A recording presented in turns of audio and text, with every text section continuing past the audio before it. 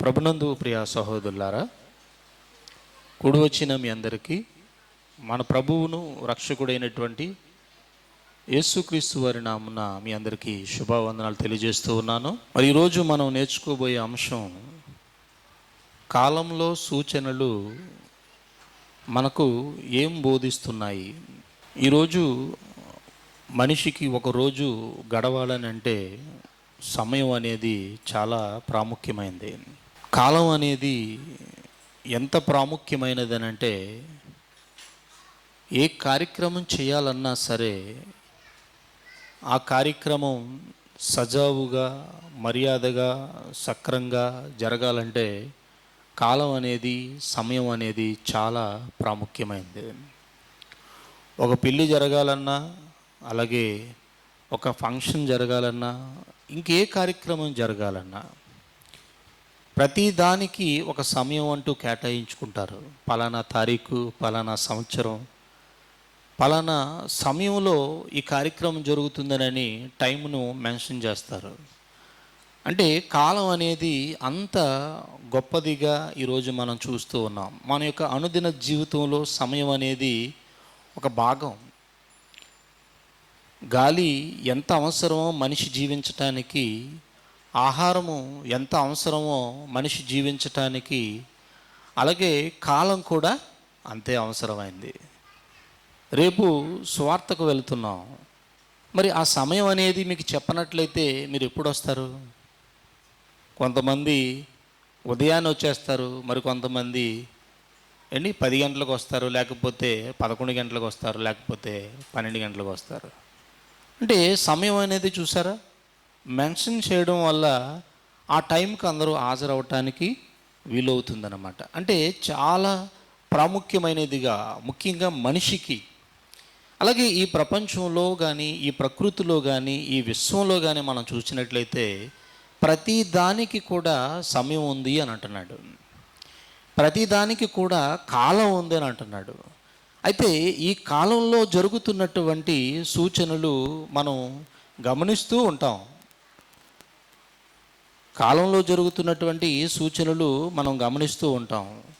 కొన్ని సందర్భాల్లో మనం సమయాన్ని బట్టి, కాలాన్ని బట్టి, అక్కడ జరుగుతున్నటువంటి సూచనను బట్టి మనం ఏం చెప్తామనంటే ఇది పలానాది జరుగుతుంది అని అంటాం. ఉదాహరణకు ఒక అమ్మాయికి ఒక 12, 13, 14 వచ్చేసరికి అమ్మాయి మెచ్యూర్ అవుతుందని ఒక సంకేతం అనేది ఇవ్వబడుతుంది. అలాగే యవనస్తుడికి వచ్చినటువంటి ఒక 20, 24, 25, 26 ఈ వయసు వచ్చేసరికి అందరూ అడుగుతుంటారు పెళ్ళి ఎప్పుడు చేసుకుంటారా అని. ఆ తర్వాత 30 అయ్యేసరికి ఇంకెప్పుడు రా నీ పెళ్ళి అని అంటుంటారు.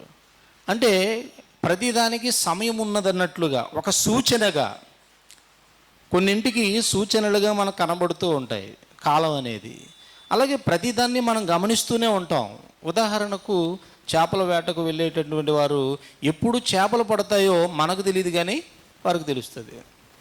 ఎక్కడ పడతాయో మనకు తెలియదు కానీ వారికి తెలుస్తుంది. ఎందుకనంటే వారు దాన్ని ఏ విధంగా సూచిస్తారో ఆ విధంగా సూచిస్తారు. వర్షం పడేటప్పుడు కానీ, లేకపోతే శీతాకాలంలో పడతాయా, లేకపోతే ఎండాకాలంలో పడతాయా, లేకపోతే ఏ కాలంలో పడతాయి, ఉదయం పడతాయా, లేకపోతే నైట్ పడతాయా. కొన్ని చేపలండి ఎప్పుడు పడితే అప్పుడు నువ్వు వల వేసేస్తే పడవు, వాటికి సమయం ఉంటుంది. అంటే సూచనలు ఉంటాయన్నమాట. ఈ సూచనలు బట్టి ఒక మనిషి ఈ టైంలో వేస్తే చేపలు పడతాయి, ఈ టైంలో చేస్తే ఫలానాది జరుగుతుంది అనే విషయాన్ని మనం ఈరోజు నేర్చుకున్నాం, తెలుసుకున్నాం. చాలా అభివృద్ధి చెందాడు మనిషి సూచనలు తెలుసుకోవటంలో. ఈరోజు ఖగోళంలో ఉన్నటువంటి, అంతరిక్షంలో ఉన్నటువంటి గ్రహాల కదలికలను బట్టి ఏ గ్రహం ఎప్పుడు ఎక్కడికి వస్తుందో మనకు ఇవన్నీ చెప్పగలుగుతున్నారనంటే సూచనలను బట్టి, అవి జరుగుతున్నటువంటి కాలాన్ని బట్టి అవి ఎక్కడికి వెళుతున్నాయి, ఏ విధంగా జరుగుతుంది అన్న ఈ యొక్క ఇదంతా కూడా మనిషి అభివృద్ధి చెందగలుగుతున్నాడు. అయితే బైబిల్లో ఒక మాట యేసుక్రీస్తు ప్రభులు వారు ఒక మాట తెలియజేస్తున్నాడు. ఒకసారి చూద్దాం. బైబిల్లో నుండి లూకాసు వార్త 12వ అధ్యాయం, లూకాసు వార్త 12వ అధ్యాయం 54వ వచనం చూడండి ఒకసారి.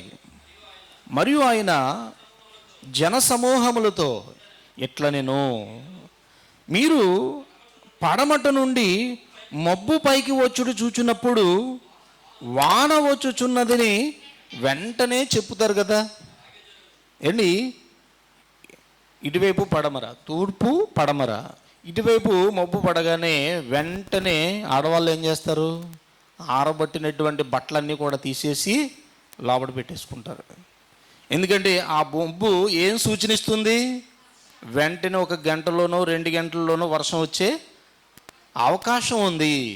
కనుక వెంటనే ఆరబట్టినటువంటి బట్టలు, అలాగే వెళ్ళవలసినటువంటి ప్రయాణం ఆపుకోవటం కానీ, అంటే అవి ఏం సూచిస్తుందనంటే వర్షం వస్తుందన్న సూచనను మనకు తెలియజేస్తుందన్నమాట.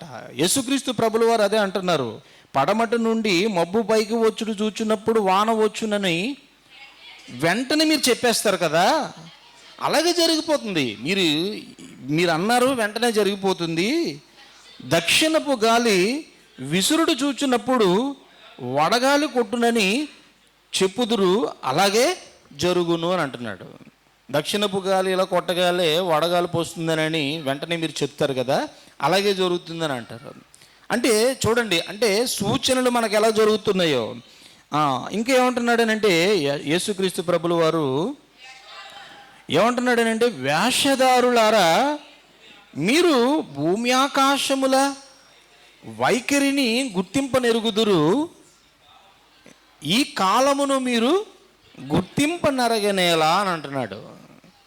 మనిషి ఎప్పుడు కూడా ఎలా ఆలోచిస్తాడనంటే, భూమి మీద ఉన్నాడు కనుక భూమి మీద ఉన్నటువంటి మరి ఈ భూమి ఆకాశాల వైఖరిని గమనిస్తూ ఉంటాడు. ఆ వచ్చేటువంటి సూచనలను బట్టి ఏం జరుగుతుందో చెప్పగలుగుతున్నాడు. కానీ యేసుక్రీస్తు ప్రభులు వారు ఏమంటున్నాడు అంటే, వేషధారులారా అని అంటున్నాడు. వేషధారులారా, మీరు ఈ కాలమును మీరు గుర్తింపనెరగనేరా అంటే, ఈ కాలమును మీరు గుర్తించటం లేదని అంటున్నాడు. ఏ కాలం అది? ఈ కాలమును మీరు గుర్తింపనెరగనేలా? ఏంటి అంత అమాయకుల్లాగా ఉన్నారు, ఏంటి వేషధారులా మీరు అని యేసుక్రీస్తు ప్రభులు వారే అంటున్నాడు. ఏమంటున్నాడు 58వ వచనం చూడండి. వాదించు వానితో కూడా అధికారి యొద్దకు నువ్వు వెళుతుండగా అతని చేతు నుండి తప్పించుకున్నట్టుకు త్రోవలోనే ప్రయత్నం చేయును, లేదా అతడు ఒకవేళ నిన్ను న్యాయాధిపతి యొద్దకు ఈడ్చుకుని పోవును, ఆ న్యాయాధిపతి నిన్ను బంట్రోతుకునకు అప్పగించును, బంట్రోతు నిన్ను చెరసాలలో వేయును, నీవు కాడపటి కాసు చెల్లించు వరకు వెలుపలకి రానే రావని మీతో చెప్పుచున్నాను. ఇది వాస్తవే కదా. ఏదో తప్పుదం చేసాం, తప్పుదం చేసేటప్పుడు వెంటనే మరి అధికారి వచ్చాడు, నిన్ను మరి స్టేషన్ తీసుకుపోతున్నాడు. తీసుకుని పోయేటప్పుడు నువ్వేం చేస్తావు?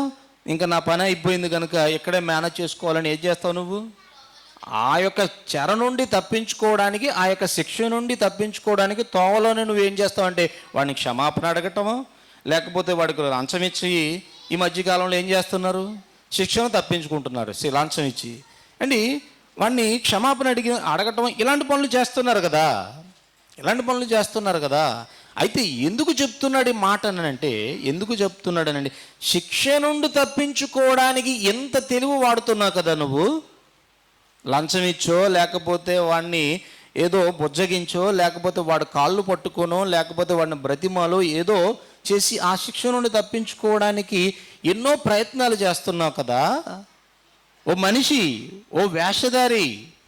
మరి నువ్వు వెళ్ళిపోయే కాలంలో నువ్వు చనిపోయిన తర్వాత నీకు పడే శిక్ష నుండి తప్పించుకోవటానికి ఇక్కడ నీకు అవకాశం ఉంది కదా, ఈ కాలాన్ని నువ్వు ఎందుకు ఎరగటం లేదు అని అంటున్నాడు. అర్థమైందండి? ఇది మీకు అర్థమైందా? శిక్ష నుండి అంటే భూమి మీద మనం చేసేటువంటి తప్పు నుండి తప్పించుకోవటానికి మనం కాళ్ళబడో, వారిని క్షమించమనో, లేకపోతే డబ్బులు ఇచ్చో, ఆ నష్టపరిహారాన్ని మనం భరించో.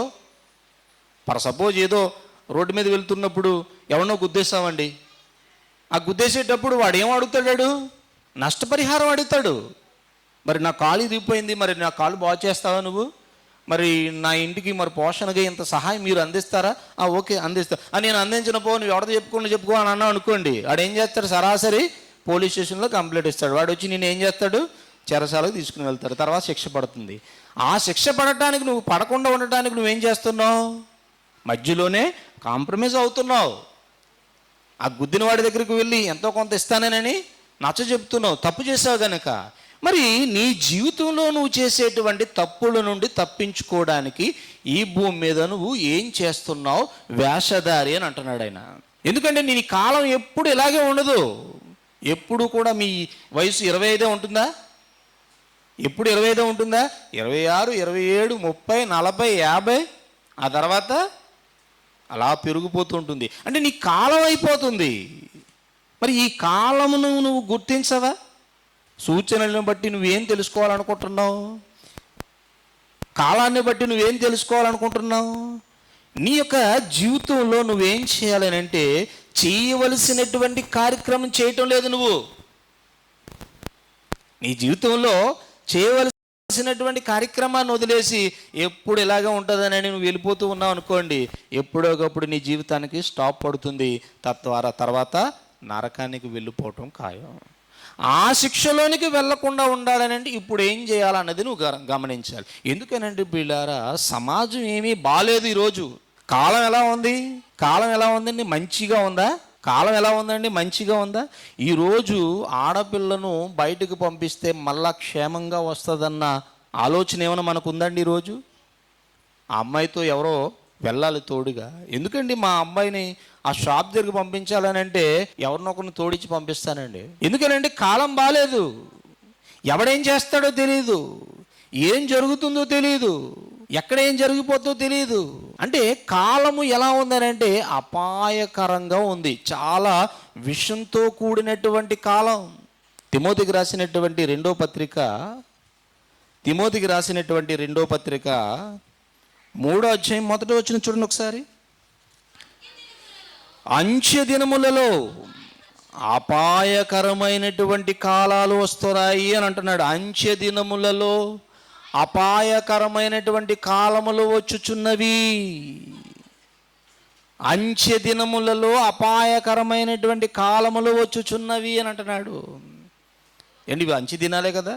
ఇవి అంత్య దినాలు. యేసు వచ్చినప్పటి నుండి ఇప్పటి వరకు ఉన్నటువంటి కాలం అంతా కూడా అంత్య దినాల కాలము. అంటే మనం ఎలాంటి కాలంలో ఉన్నామనంటే అపాయకరమైనటువంటి కాలంలో ఉన్నాం, భయంకరమైనటువంటి కాలంలో ఉన్నాం. ఈరోజు పిల్లారా, మనిషి బ్రతకడానికి ఎంత కష్టపడుతున్నాడనంటే ఉదయం నుంచి రాత్రి నిద్రపోయేంత వరకు కష్టపడినా సరే ఈరోజు మనిషి యొక్క సమస్యలు పోవటం లేదండి. ఎందుకనంటే మన యొక్క బడ్జెట్ పెరిగిపోయింది.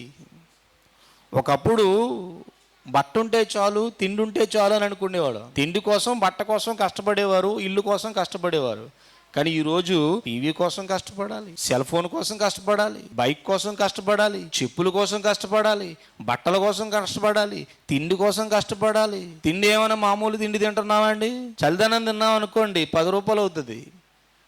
10 రూపాయలు రైస్ వేసి కొనుక్కున్నాం అనుకోండి, 10-20 రూపాయలు రైస్తో అయిపోద్ది. కానీ బిర్యానీ కావాలి మనకు. బిర్యానీ కావాలంటే 100, 150 రూపాయలు, 200 రూపాయలు వెచ్చిస్తేనే కానీ.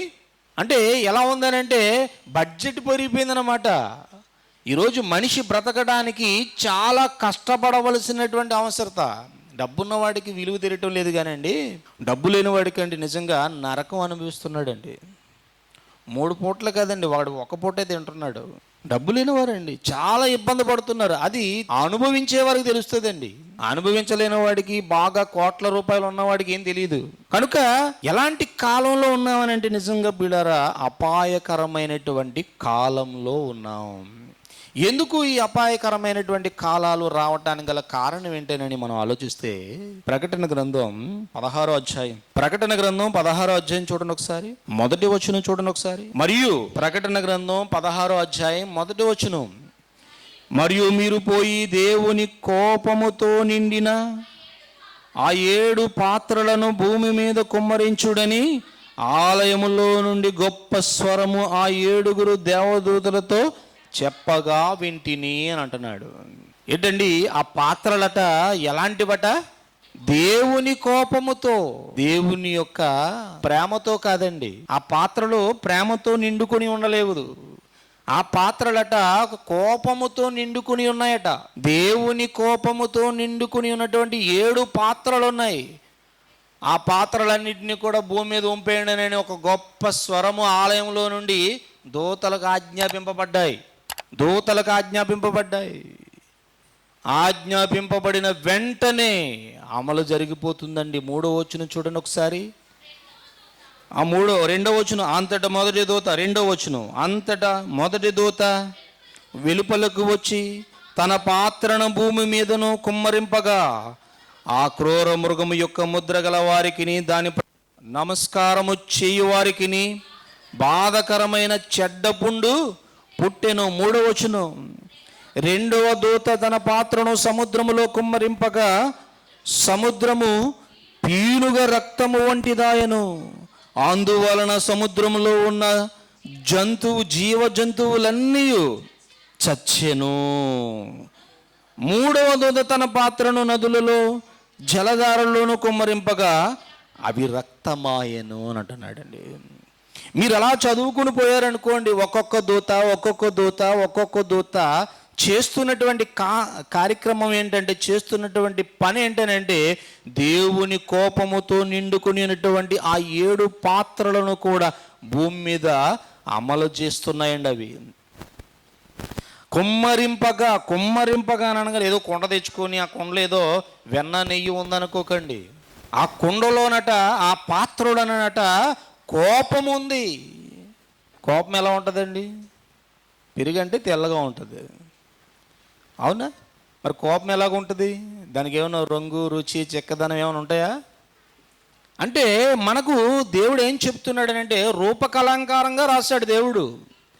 అంటే ఇక్కడ నుండి దేవుని యొక్క కోపము వారి మీదటండి రగులుకుందట. దేవుడు ఆజ్ఞాపించేసరికి ఆ 7 ఇటువైపు తిరగండి, ఆ 7 పాత్రలు కూడా భూమి మీద కుమ్మరింపబడుతున్నాయి. ఆ 7 పాత్రలు కూడా భూమి మీద కుమ్మరింపబడుతున్నాయి. ఆ పాత్రలు కుమ్మరింపబడుతున్నాయనంటే ఏదో అనుకోకండి, అవి ఏవో కాదు. ఈ అంత్య దినాలలో ఉన్నటువంటి అపాయకరమైనటువంటి కాలములు, జరుగుతున్నటువంటి సన్నివేశాలు, జరుగుతున్నటువంటి భూకంపాలు, జరుగుతున్నటువంటి భయంకరమైనటువంటి ఈరోజు ఉపద్రవాలండి. మనిషి మీదకి ఎన్ని వస్తున్నాయి చెప్పండి? మనిషి మీదకు ఎన్ని ఉపద్రవాలు వస్తున్నాయి చెప్పండి? నాకు తెలిసి మనిషికి ఉన్నంత రోగాలు ఏ జంతువు కూడా ఉండవండి, అవునా? ఆరోగ్యశ్రీలోనటండి 3000 రోగాలను చేర్చారటండి. ఇంకెన్ని రోగాలు ఉన్నాయో నాకు అర్థం కావటం లేదు. 3000 రోగాలను చేర్చారట. 3000 1800 చెప్పరా? వాలంటీర్ కదా. ఇన్ని వేల రోగాలు ఉన్నాయా మనిషికి? ఇన్ని వేల రోగాలతో ఈరోజు మనిషి అండి బాధపడుతున్నాడండి, ఆవేదన చెందుతున్నాడండి. కనుక ఆయన ఏం చెప్పాలనుకుంటున్నాడనంటే తనను నమ్ముకున్నటువంటి దేవుని పిల్లలైనటువంటి వారికి ఏం చెప్తున్నాడనంటే జాగ్రత్త పడండి. 15వ వచనంలో ఏమంటున్నాడు? 16వ అధ్యాయం 15వ వచనంలో హెబ్రీ భాషలో హర్మిగిద్దోనను చోటుకు వారిని పోగు చేశాను, ఇదిగో నేను దొంగ వలె వచ్చుచున్నాను, తాను దిగంబరుడుగా సంచరించుచున్నందున జనులు తన దిశములను చూతురేమో అని మెలకుగా ఉండి తన వస్త్రమును కాపాడుకొనువాడు ధన్యుడు అంటున్నాడు. ఏం చెప్తున్నాడు ఆయన? ఏం చెప్తున్నాడు? నేను వస్తున్నాను. ఒకవేళ మీరు దిగంబరులుగా ఉన్నారా, మీ వస్త్రాన్ని మీరు కాపాడుకోవాలి.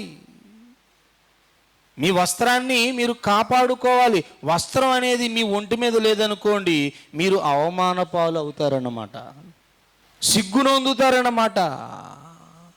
అంటే వస్త్రం అనగానే మనం వేసుకున్నటువంటి బట్టల గురించి ఆయన మాట్లాడటం లేదండి. ఆయన ఏమంటున్నాడంటే, నేను వచ్చేసరికి మీలో ఏ పాపము ఉండకూడదని అంటున్నాడు ఆయన. నేను వచ్చేసరికి, నేను వస్తున్నాను, ఈ ఉపద్రవాలన్నీ కూడా నేను పంపించేశాను. అయితే పిల్లలుగా మీరేం చేయాలనంటే, మీరు జాగ్రత్త కలిగినటువంటి వారై ఉండి మీ పాపాలన్నిటినీ కూడా మీరు కడుగుకొని ఎలా ఉండాలనంటే, దిగంబరులుగా కాదు, వస్త్రాన్ని ధరించిన వారిగా ఉండాలి, సిగ్గునొందని వారిగా ఉండాలి. తండ్రి వచ్చేసరికి ఒక కుమారుడుగా, మంచి కుమారుడుగా ఉండాలి. దిగంబరుడుగా ఉన్నావు అనుకోండి, పాపం చేసిన వాడిగా ఉన్నావు అనుకోండి, తండ్రి నిన్ను చేర్చుకోడైనా. కనుక ఆయన ఏమంటున్నాడు అంటే, ముందుగా ఆయన చెబుతున్నటువంటి మాట ఏంటంటే, మరలా చదువుదామండి, బాగుంటుంది. ఇదిగో నేను దొంగ వలె వచ్చుచున్నాను అంటే, దొంగ వలె వచ్చుచున్నానని అంటే దొంగ ఎప్పుడు వస్తాడో తెలియదు కదండి, ఆయన కూడా ఎప్పుడు వస్తాడో తెలియదు అనమాట. అలా చెప్తున్నాడు అనమాట. దొంగ అనగానే ఇది దేవుడు దొంగ అనుకోకండి, దేవుడు దొంగ అనుకోకండి. నేను దొంగ వలె వచ్చుచున్నానని అంటే, దొంగ ఏ సమయానికి ఏ గడియకు వస్తాడో తెలియదు కనుక నేను కూడా ఎప్పుడు వస్తానో మీకు చెప్పను, ఎప్పుడోకప్పుడు వస్తాను. ఆ వచ్చేటప్పటికి మీరు ఎలా ఉండాలని అంటే, తాను దిగంబరుడుగా సంచరించుచున్నందున జనులు తన దిశములను చూతురేమో అని మెలకుగా ఉండి, నువ్వేం చేయాలనంటే, ఏ పాపము చేయలేనటువంటి పరిశుద్ధునిగా నీ వస్త్రాన్ని నువ్వు ధరించుకుని ఏంటి, నీ మానాన్ని నువ్వు కాపాడుకోవాలి అని అంటున్నాడు ఆయన. నీ మానాన్ని నువ్వు కాపాడుకోవాలి అని అంటున్నాడు. పిల్లరా, ఏంటిది ఇదంతా కూడా ఎందుకు చెప్తున్నాడు? ఇవన్నీ ఏంటవి? ప్రజలను దేవుడు హింస పెట్టడానికి ఆయన ఏమైనా రాక్షసుడా? ఇన్ని శ్రమలు ఈ భూమి మీదకు రావడానికి గల కారణాలు ఏంటి? చాలామంది బాధపడిపోతూ ఉంటారండి. చిన్న పిల్లలు చచ్చిపోయారండి, దేవునికి కనికరం లేదా అని మాట్లాడుతూ ఉంటారు. దేవునికి కనికరం ఎందుకు లేదండి?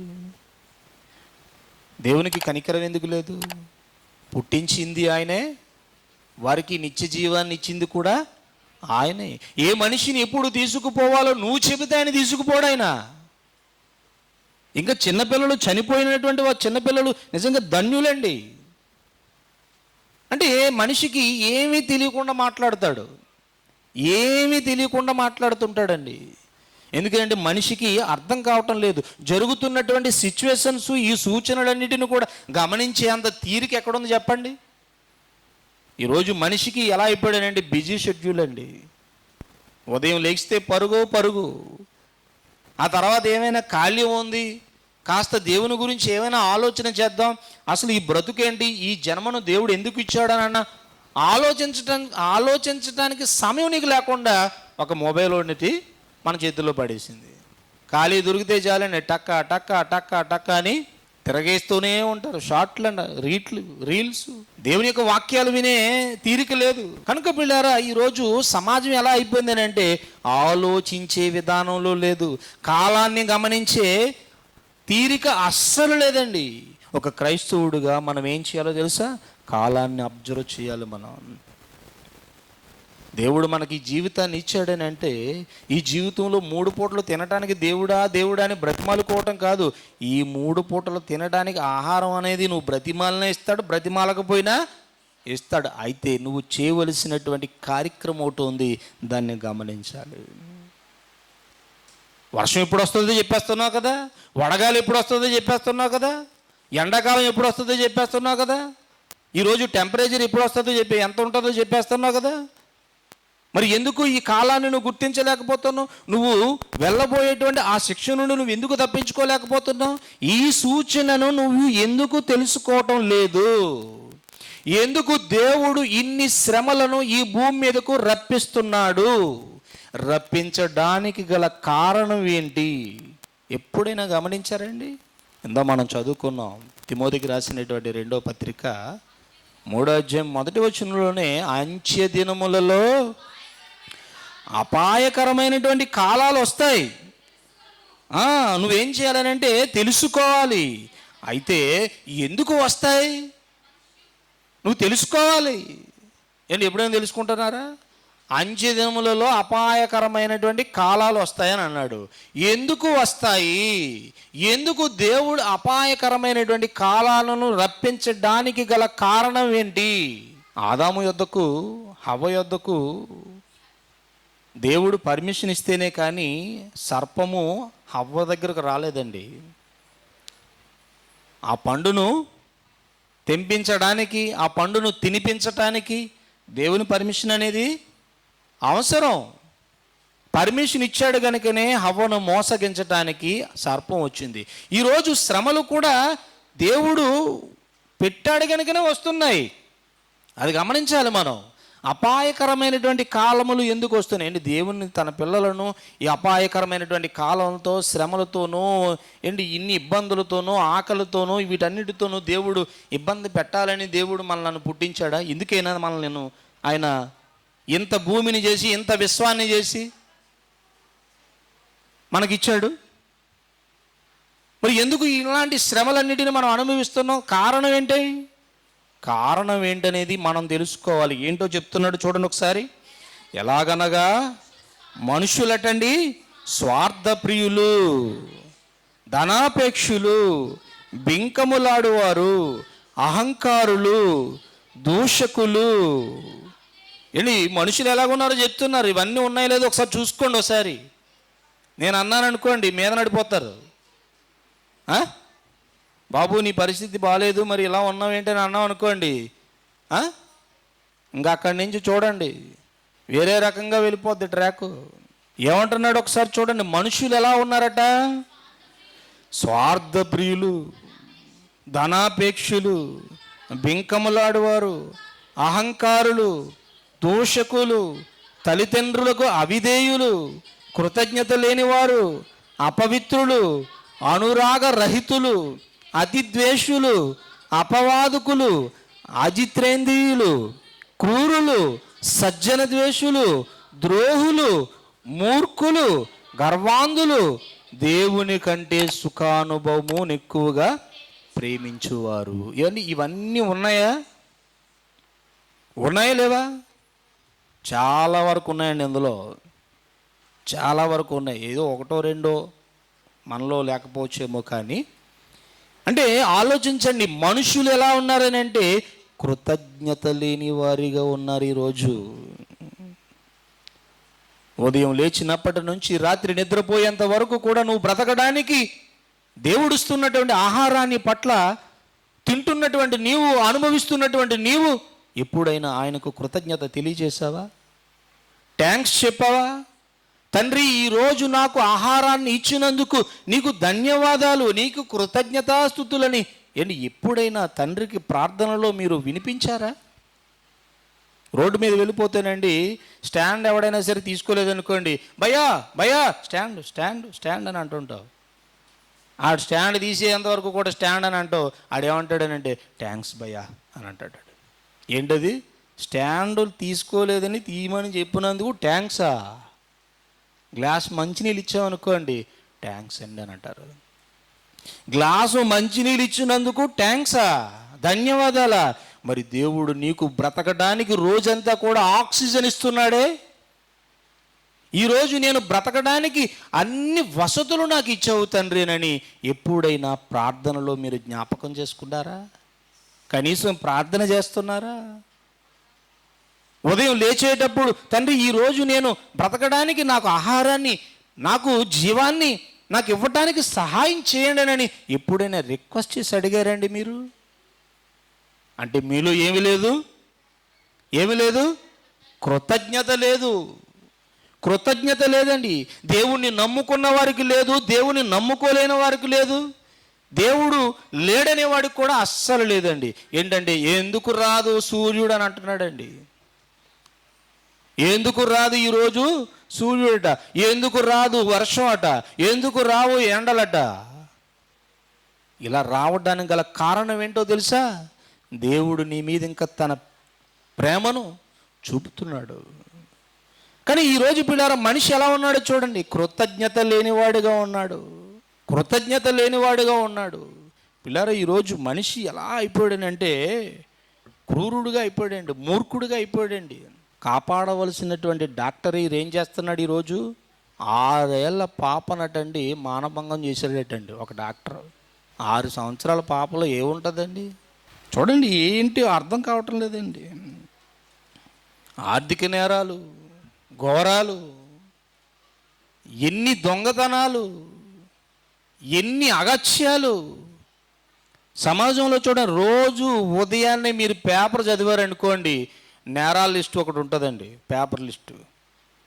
అందులోనండి అన్ని నేరాలే, ఘోరాలే జరుగుతున్నటువంటి కార్యక్రమం. ఇన్ని జరుగుతూ ఉంటే ఆయన కోపము మండదా? ఆయన కోపం మండింది కనుకనే ఆ పాత్రని భూమి మీద వంపేశాడు ఆయన.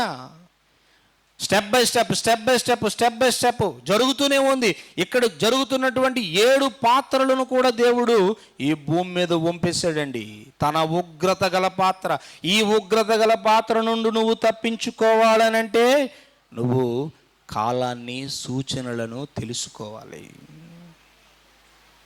కాలాన్ని ఎరగాలి. అందుకే యేసుక్రీస్తు ప్రభుల వారు ఏమంటున్నాడనంటే, శిక్ష పడకుండా ఉండటానికి దారిలోనే నువ్వు కాంప్రమైజ్ అవుతున్నావు కదా, మరి నరకానికి వెళ్ళబోతున్నావు కదా, ఈ జీవిత కాలంలో నీవు దేవుణ్ణి బ్రతిమాలుకోవా?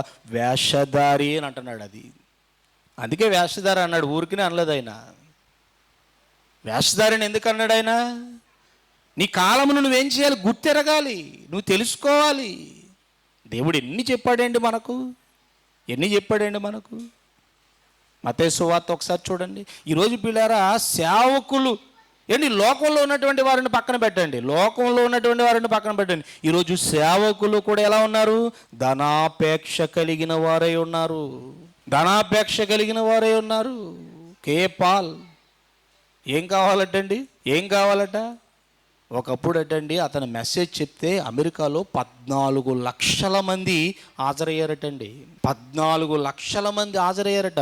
ఒక ప్రసంగానికి 40 కోట్ల రూపాయలు తీసుకునేవాడటండి.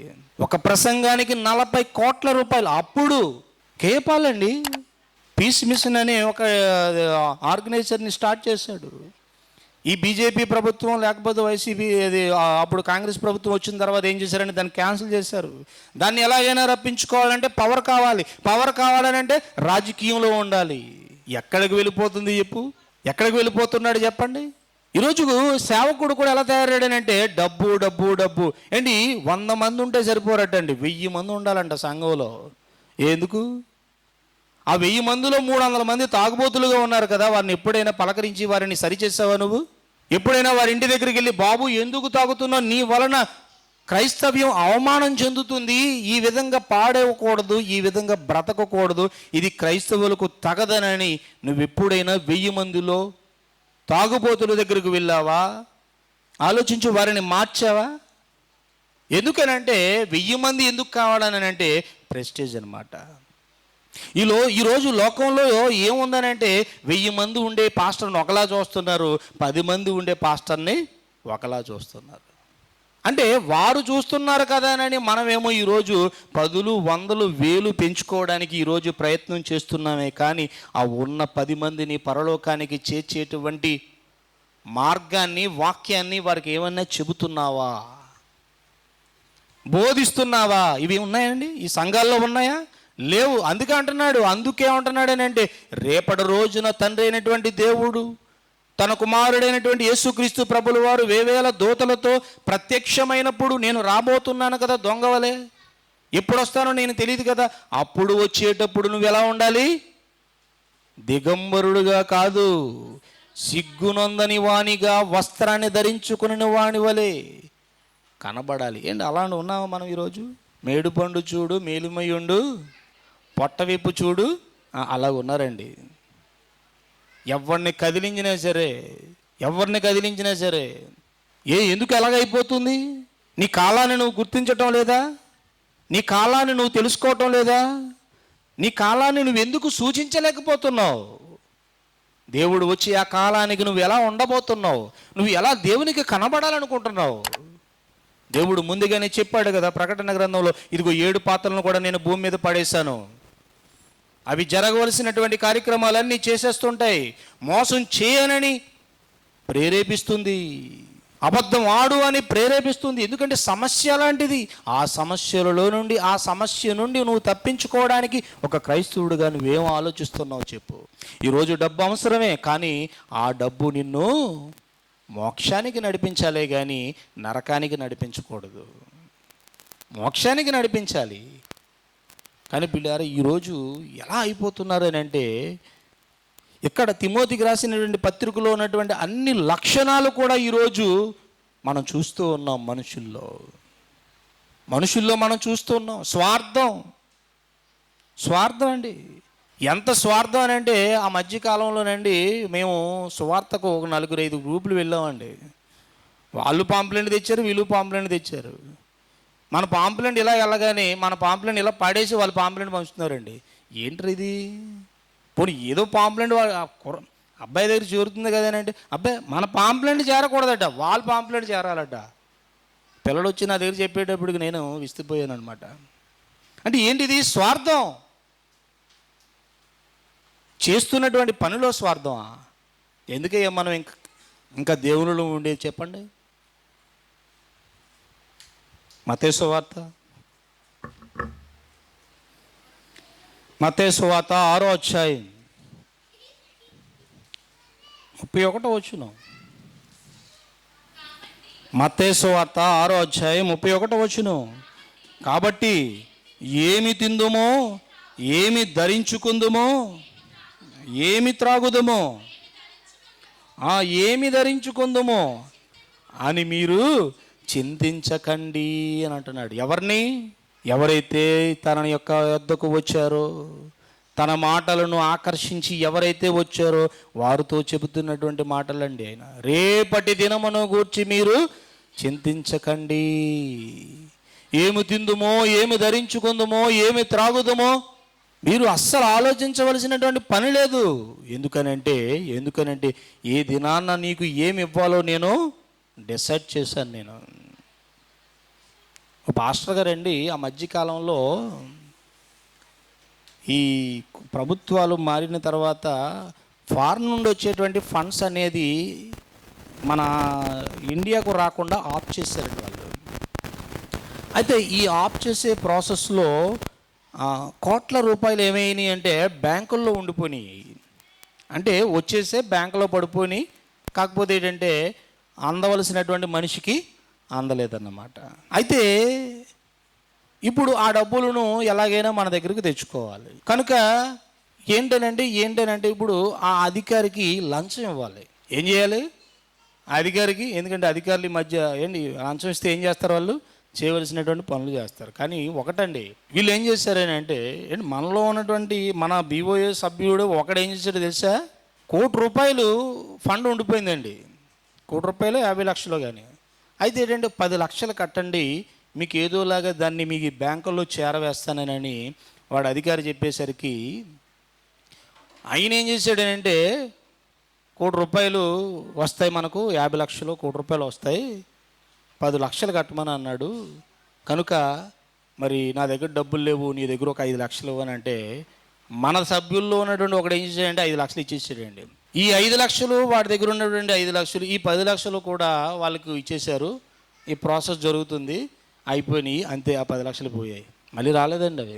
₹1,00,00,000 పక్కన పెట్టండి, వీళ్ళు ఇచ్చినటువంటి 10 లక్షలు మళ్ళీ మన దగ్గరికి రాలేదు. ఎందుకు ఇలా జరుగుతుంది? ఆశ, దురాశ. పైగా వీళ్ళు వేసినవి వీళ్ళు కాదండి. అంతకుముందు ఎవడో ట్రై చేసాడు, వదిలేశాడు. వాడికి రావాల్సినవి అన్నీ అంటే సరాసరి వాడికి రావాల్సింది వాడు వదిలేశాడు కదా అని వీడేం చేశాడంటే, మనం తెచ్చేసుకుందాం ఇవి అని వీడు 10 లక్షలు ఇచ్చేశాడు. ఆడు ఎంతమంది దగ్గర తినేస్తున్నాడో తెలియట్లేదు ఆ అధికారి, అవి వస్తాయనని. ఇదిగో చెక్కానని చూపించి. ఇలా జరుగుతూ ఉంటాయి. ఇలాంటి దురాశలలో పడి మిమ్మల్ని మీరు మోసపరుచుకోకూడదు. సేవకులుగా ఉన్నటువంటి వారు కూడా మోసపోతున్నారండి. చూడండి, ఇప్పుడు ఎలక్షన్ వచ్చింది కదండి, పరిగెడతారండి. ఓటుకు నోటు తీసుకుంటారా మీరు? ఆలోచించుకోండి. నేను ఇక్కడ బోర్డు పెడదాం అనుకుంటున్నానండి, ఇక్కడ ఓట్లు అమ్మబడవనని. మనం కొన్ని విషయాల్లో స్టాండర్డ్గా ఉండాలండి. 5 ఏళ్ళకు 3 ఏళ్ళకు 4 ఏళ్ళకు మనం అమ్ముడుపోతే పిల్లారా క్రైస్తవ్యం అనిపించుకోదు. క్రైస్తవ్యం అనిపించుకోదు. పిల్లలు ఇక్కడ ఏమంటున్నాడనంటే, మీరు ఏమి తిందుమో రేపేమి సంభవించునో మీకు తెలియదు కనుక మీరేం తినాలి, ఏం త్రాగాలి, ఏం ధరించుకోవా. చదవండి ఏమంటున్నాడు 31వ వచనంలో. చింతించకుడి, అన్యజనులు వీటన్నిటి విషయమే విచారింతురు, అవన్నీ నీకు కావాలనని మీ పరలోకపు తండ్రికి తెలియదా అండి?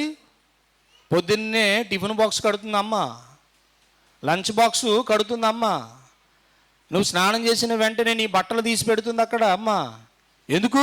అమ్మకు తెలుసు నువ్వు స్కూల్కి వెళ్తావని, నీకు క్యారేజ్ కట్టాలని, నువ్వు ఆ రోజు స్కూలుకు వెళతావని ముందు రోజే కాయగూరలు తెచ్చి అలాగే వంట సామాన్లన్నీ తెచ్చి పెడుతుంది. ఒక తల్లి బాధ్యత. అలాగే తండ్రి కూడా అంతే. నీకు ఏం కావాలో ఆయనకు తెలియదా? నువ్వు అడిగితేనే ఆయన విశ్వాన్ని చేశాడా? నువ్వు అడిగితేనే భూమిని చేశాడా? నువ్వు అడిగితేనే బట్టలు చేశాడా? నువ్వు అడిగితేనే తిండిని చేశాడు ఆయన. ఏం అడిగి మనం ఆయన దగ్గర నుంచి తీసుకోగలం చెప్పండి? సరిపోద్దా మన అధికారం? మనలను ప్రేమించాడండి. ఏం కావాలో అవన్నీ కూడా నేను ముందుగానే సిద్ధపరిచాను, వాటిని గురించి మీరు విచారించకండి. ఇంకేమంటున్నాడు ఆయన? కాబట్టి రేపటిని గూర్చి ఆయన రాజ్యమును నీతిని మొదట వెతుకుడే అప్పడవని. 34వ వచనం, రేపటిని గూర్చి చింతింపకుడి, రేపటి దినము దాని సంగతులను గూర్చి. ఏది దినం చింతిస్తుందటండి? రేపటి దినం గురించి ఏం జరగాలో విచారించవలసినటువంటి పని ఎవరికి అప్పగించాడు? దినానికి ఇచ్చాడు ఆయన. దినానికి ఇచ్చాడు. ఏమంటున్నాడు చూడండి, ఎంత బాగుందో చూడండి. ఏమంటున్నాడు? రేపటిని గూర్చి చింతింపకుడి, రేపటి దినము రేపు శుక్రవారం దాని సంగతులను గూర్చి అది చింతిస్తుందట. ఆయన రేపటి సంగతుల గురించి అది చింతిస్తుందట. ఏ నాటి కీడు ఆ నాటికి చాలును అని అంటున్నాడు. ఏ నాటి కీడు ఆ నాటికి చాలును అని అంటున్నాడు. కనుక పిల్లరా, మనం ఆయన యొక్క శక్తిని ఎరగని వారమై ఉన్నాం. ఆయన యొక్క ప్రేమను గ్రహింపలేని వారుగా ఉన్నాం. ఆయన శక్తి ఎంత గొప్పదో తెలుసా అండి? ఆయన శక్తి ఎంత గొప్పదో తెలుసా? ఆయన మాటతో నీళ్లను మేఘాల రూపంలో నడిపిస్తున్నాడండి ఆయన. అవునా? నడిపిస్తున్నాడు. ఏంటి బకెట్ నీళ్ళు మోయడానికి అతలా కుతలం పడిపోతామండి. బిందె నీళ్ళు మోయడానికి ఏంటి చాలా కష్టపడిపోతాం. కానీ టన్నుల నీరును మేఘాల రూపంలో ఆయన ఆయా ప్రదేశాలకు పంపిస్తున్నాడని అంటే ఎంత గొప్పవాడో ఆలోచించండి. ఒక్కసారి యోబు గ్రంథం చూద్దాం.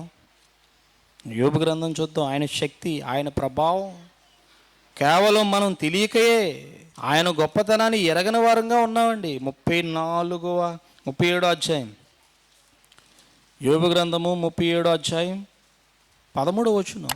ఆయన వలన నడిపింపబడినవై నరులకు నివాసయోగ్యమైన భూగోళం మీద తన మెరుపుగల మేఘమును వ్యాపింపజేయును. తన మెరుపుగల మేఘమును వ్యాపింపజేయును అని అంటున్నాడండి.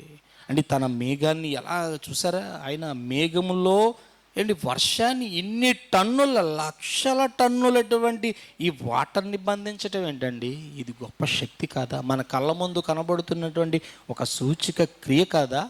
ఆయన ఉన్నాడని చెప్పటానికి ఈ ప్రకృతి మనకు సరిపోదా అండి? ఈ సూచనలను బట్టి మమ్మల్ని మనం జాగ్రత్త పరుచుకోవాలో లేదో ఒకసారి చూడండి.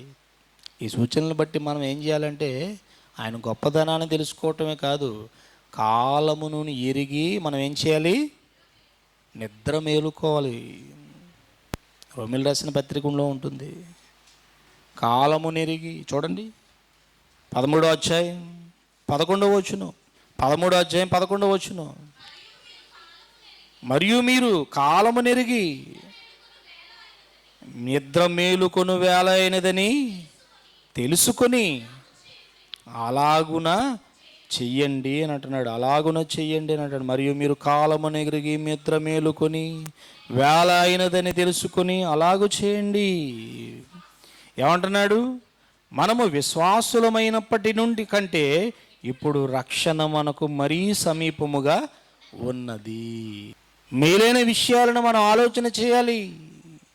మనం బ్రతుకుతున్నాం అని అంటే కేవలం తినటానికి బ్రతకూడదండి.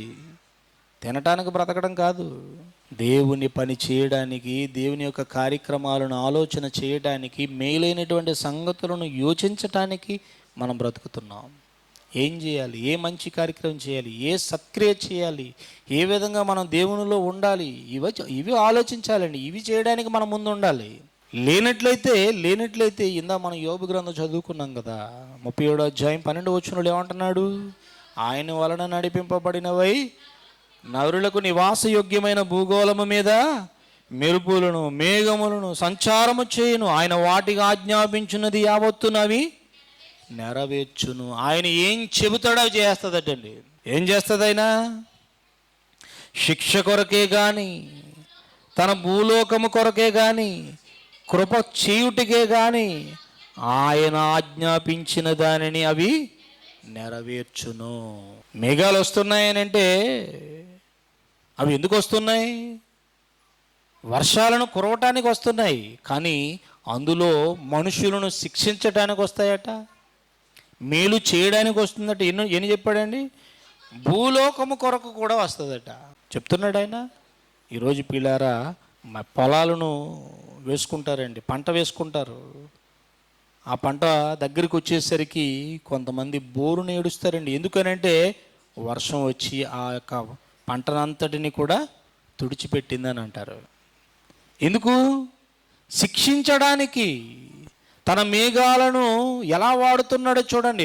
శిక్షించడానికి వాడుతున్నాడు ఆయన, భూమిని తడపటానికి వాడుతున్నాడు ఆయన, భూమి మీద ఉన్నటువంటి నరులకు కృప చూపటానికి కూడా ఆయన వాడుతున్నాడు. అంటే మేఘాలను ఈ విధంగా వాడుతున్నాడని అంటే ఆలోచించండి. ఆయన శిక్షించడానికి, కృప చూపటానికి, భూమి కొరకు. ఈరోజు పిల్లలు ఆలోచించండి. ఏంటి వర్షాలు లేక, ఏంటి భూములు ఎండిపోయి పంటలు పండక, ఏంటి ఆకలి దప్పుతో తిరుగుతున్నటువంటి ప్రజలు ఈ ప్రపంచంలో ఎందరో ఉన్నారండి. తిండి లేదండి వారికి. కారణం వర్షాలు లేవు.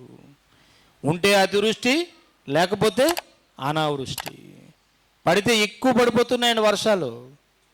ఆ మధ్యకాలంలో పడింది వర్షం, పొలాలు పోయి ఉంటాయి, ఏంటి పంటలు పోయి ఉంటాయి కొన్ని. మామిడి పంట బాగా పండేటువంటి, పూతకు వచ్చేటువంటి టైం అనమాట. ఈ టైంలో వర్షం కురిసిందనుకోండి, పూతంతా రాలిపోద్ది. ఆ వచ్చేటువంటి ఆ కాయల మీద ఈ వర్షం పడింది అనుకోండి, ఆ కాయలన్నీ కూడా కుళ్ళిపోతాయి. ఇన్ని నష్టాలు ఉన్నాయి.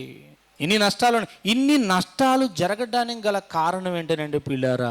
ఇదిగో ప్రకటన గ్రంథంలో చెబుతున్నటువంటి మాటలను ఒక్కసారి మన జ్ఞాపకం చేసుకుని ముగించుకుందాం. ప్రకటన గ్రంథం 16వ అధ్యాయం 3వ వచనం చూడండి ఒకసారి. ప్రకటన గ్రంథం 16వ అధ్యాయం 3వ వచనం. అంతటా 3వ వచనం. రెండవ దూత తన పాత్రను సముద్రములో కుమ్మరింపగా. సముద్రములో కుమ్మరింపగా అనగానే సముద్రంలో కానీ కాదండి, సముద్రము అనగానే జనాలన్నమాట, ప్రజలు. సముద్రం అనగానే ప్రజలన్నమాట. సముద్రం అనగానే, జలములు అనగానే ప్రజలన్నమాట. ఇక్కడ రూపకలంకారంగా దేవుడు చెప్తున్నాడు. ఆయన తన పాత్రను సముద్రములో కుమ్మరింపగా అంటే జనాల మీద కుమ్మరింపగా. అక్కడ ఏం జరుగుతుందట? 3వ వచనంలో రెండవదిగా సముద్రం మీద కుమ్మరింపగా సముద్రము పీనుగా రక్తము వంటిదాయను, అందువలన సముద్రములో ఉన్న జీవజంతువులన్నీ చచ్చెను. పీనుగా రక్తము వంటిదాయని అంటున్నాడు. పీనుగానంటే చావు కల అండి. ఈరోజు చూడండి పిల్లలు, ఆకలి దప్పులతో ఎంతమంది ఇబ్బంది పడుతున్నారు. ఈ నష్టాలకు గల కారణం, ఈ పరిణామాలకు గల కారణం, ఇలా జరగడానికి గల కారణం నీ కాలాన్ని నీ కాలంలో జరుగుతున్నటువంటి సూచనలను నువ్వు గమనించి ఆ కాలానుగుణంగా నువ్వు జీవించకపోవటమే. యేసుక్రీస్తు ప్రభుల వారు చెప్పారు కదా, నీ కాలంలో జరుగుతున్నటువంటి సూచనలను బట్టి నీ జీవితాన్ని నువ్వు మలుచుకోవాలి, దేవుని వైపు తిరగాలి, దేవుని పట్ల యథార్థమైనటువంటి హృదయం కలిగిన వాడుగా జీవించాలి అని అంటున్నాడు ఆయన. ఆయన కోపముతో నిండినటువంటి పాత్రలన్నిటిని కూడా ఈ భూమి మీద పడేసాడండి. జరగవలసినటువంటి అన్యాయాలు, జరగవలసినటువంటి ఘోరాలు, జరగవలసినటువంటి నష్టాలు అవన్నీ జరిగిపోతూనే ఉన్నాయండి. మోసాలు కూడా జరిగిపోతున్నాయండి, నరహత్యలు జరిగిపోతున్నాయి, దొంగతనాలు జరిగిపోతున్నాయి. ఈ ప్రపంచంలో మనిషి ఒకనాడు నివాసయోగ్యం అన్నాడు, కానీ ఇది మానవ నివాసయోగ్యంగా లేదు. ఇలాంటి తరుణంలో ఒక క్రైస్తవునిగా నువ్వు ఎలా బ్రతకాలని అంటే పరిశుద్ధమైనటువంటి కుమారునిగా, కుమార్తెగా బ్రతకాలి. అది దేవుడు కోరుకుంటున్నాడు, నీకు అదే సూచిస్తున్నాడు, అదే చెప్తున్నాడు. అందుకే సమయమును పోనీక సద్వినియోగం చేసుకో. నువ్వు రాబోయే దినాలు ఎలా ఉంటాయో నీకు తెలియదు. ఈరోజు ఇంత విస్తృతంగా దేవుని వాక్యం వినబడుతుందా? రేపటి రోజున వాక్యం చెప్పేటువంటి రోజులు ఉండవేమో. సభలో పెట్టుకునేటువంటి ఆ సమయాలు, ఆ గడియలు రావేమో. ఏమో ఏం జరుగుతుందో. కనుక ఉన్నప్పుడే వాక్యాన్ని నేర్చేసుకోవాలి, ఉన్నప్పుడే దేవుని యొక్క వాక్యాన్ని వినేయాలి. అవి చేస్తాం, ఇవి చేస్తామని అంటున్నారు బీజేపీ వాళ్ళు. చట్టాలు అవి ఇవి తెచ్చేస్తామని అంటున్నారు. ఏమో బైబిల్ని బ్యాన్ చేస్తారేమో, వాక్యం ఎక్కడ ప్రకటించకూడదు అంటారేమో, చట్టాలను మార్చేస్తారేమో. నీ చేతుల్లో ఉన్నప్పుడే బైబిల్ను చదువు. దేవుడు ఇచ్చాడు కదా అవకాశం. బ్యాండ్ అయిపోయిన తర్వాత నేను చచ్చిపోయినా సరే బైబిల్ చదువుతానని వెళ్తావా? బైబిల్ చదవకూడదని బ్యాండ్ వచ్చింది, ఆ తర్వాత నేను చచ్చిపోయినా సరే బైబిల్ చదువుతానని వెళ్తావా? ఉన్నప్పుడు చదవయ్యా, ఉన్నప్పుడు చదువు సద్వినియోగం చేసుకో. ఉన్నప్పుడు దేవుని యొక్క వాక్యం విను. వాక్యం వినరు, సెల్ ఫోన్లు చూసుకుంటారు. ఇక్కడ ఎక్కడో ఉంటుంది మైండ్ సెట్. ఏమో మీకు ఏమైనా అర్థమైందేనండి? కొంతమందికి అర్థం కాదు, కొంతమందికి అర్థం కాదు. ఎందుకంటే వినరండి. మెయిన్ ఏంటంటే వింటే తెలుస్తుంది. ఏంటి పాయింట్ వైజ్గా చెప్పానండి అన్ని, నేను పాయింట్ వైజ్గా చెప్పాను. యేసుక్రీస్తు వారు ఏం చెప్తున్నాడు? నీకు అపాయకరమైనటువంటి కాలంలో ఉన్నావు కనుక నువ్వు ఏం చేయాలి? తండ్రిని బ్రతిమాలుకోవాలి. నువ్వు చెరలోకి వెళుతున్నప్పుడు, తప్పు చేసినప్పుడు వాడు నిన్ను శిక్షలోనికి పంపించేస్తున్నప్పుడు మధ్యలోనే వాడిని బ్రతిమాలుకుంటావు కదా. అలాగే నువ్వు చనిపోయిన తర్వాత నరకానికి వెళ్ళబోతున్నటువంటి ఆ తరుణం రాకమునిపై తండ్రిని వేడుకో, తండ్రిని బ్రతిమాలుకో అంటున్నాడు ఆయన యేసుక్రీస్తు వారు లూకాసు వార్తలో. ఇంకెంతకాలం వేషధారిగా ఉంటావు? ఇంకెంతకాలం నువ్వు ఈ విధంగా ఉంటావు? కనుక నీకు సమయం ఉండగానే సద్వినియోగం చేసుకోవయ్యా, సమయం ఉండగానే బైబిల్ చదవయ్యా, సమయం ఉండగానే ప్రార్థన చేయవయ్యా, సమయం ఉండగానే దేవుని పనులు చేయాలని దేవుడు మొత్తుకు ఉంటే అబ్బే బ్యాన్ చేసిన తర్వాత చదువుతాడట. పిల్లరా, దేవుడు ఇచ్చినటువంటి అవకాశాన్ని మనం సద్వినియోగం చేసుకోవాలి. అదే చెప్తున్నాడు.